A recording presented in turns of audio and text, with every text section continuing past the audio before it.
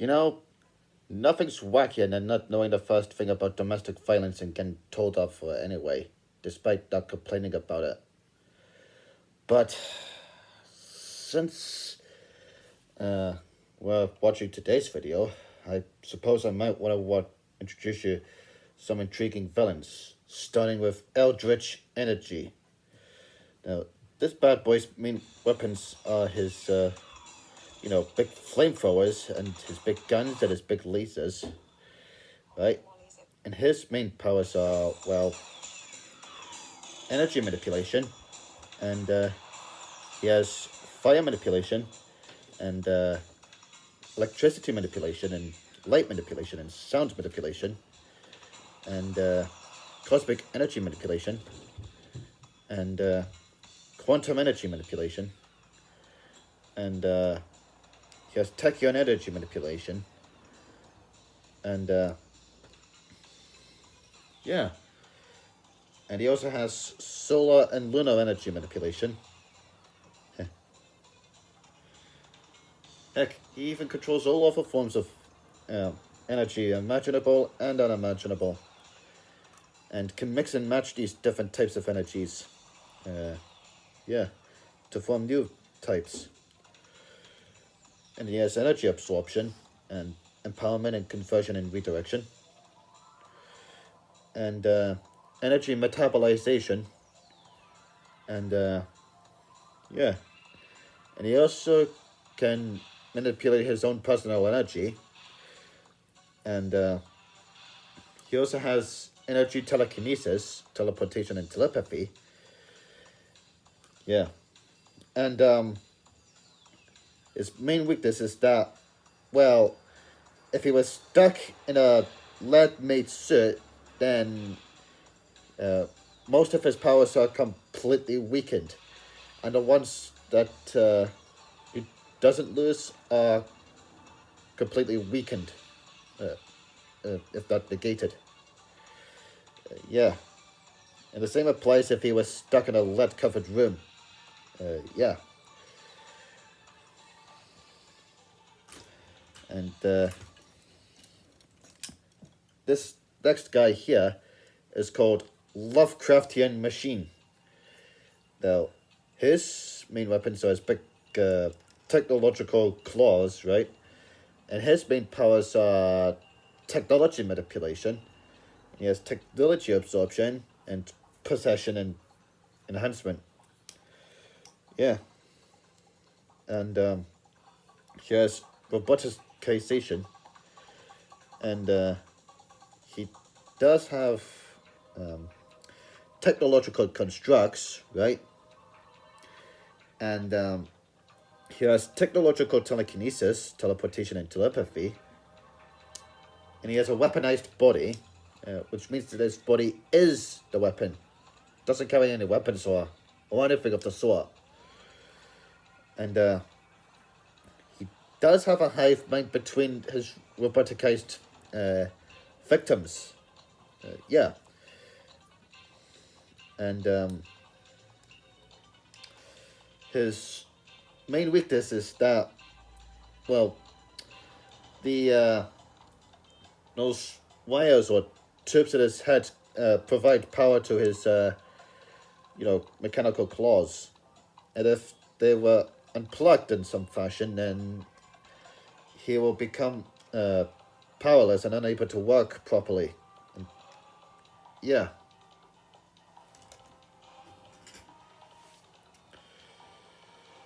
And this next one is Magical Horror, whose main weapons are these big fists, right?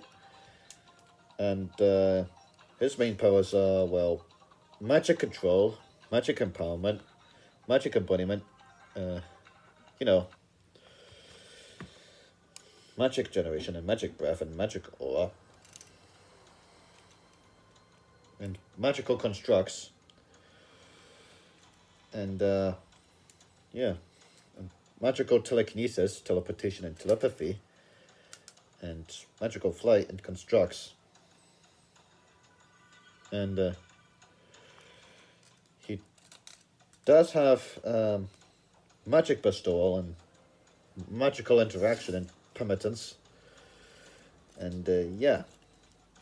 And his main weakness is that, well, he can be drained of his, you know, powers to the point of either death or being powerless. One or the other. But anyway. And this next guy here is called Domestic Violence Animal, whose main weapons are the claws, right?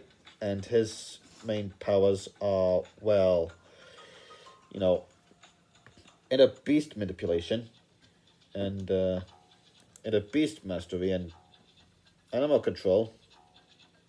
And he does have animal telepathy and empathy and animalistic combat, and he has enhanced strength and durability, and he has predator instincts and prey instincts, and yeah, he also has animal morphing, and his main weakness is that, well, his uncontrollable rage, which can make him go ballistic if he's angered in some fashion. And this next guy here is called Eldritch Curse, right? Whose main weapons are the big tentacles, whips, things, and the big double-edged sickle. And his main powers are curse manipulation, malevolence manipulation, and corruption control, and demonic physiology, and what have you. And yeah. And his main weakness is, well, beings that are powered by blessings and what have you. Yeah.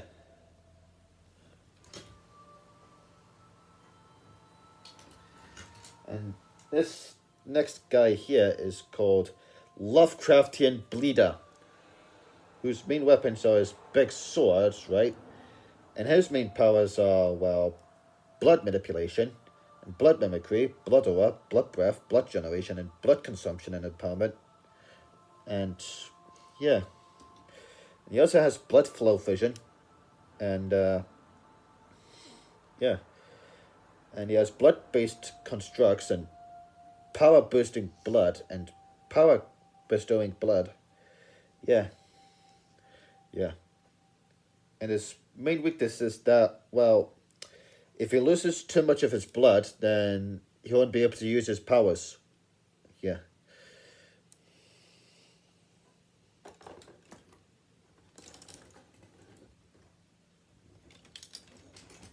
And this next guy here is called Horror Hive, whose main weapons are his big claws, right?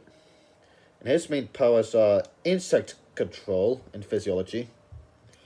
And he has living hive physiology. And he's got enhanced agility and speed and reflexes. And yeah.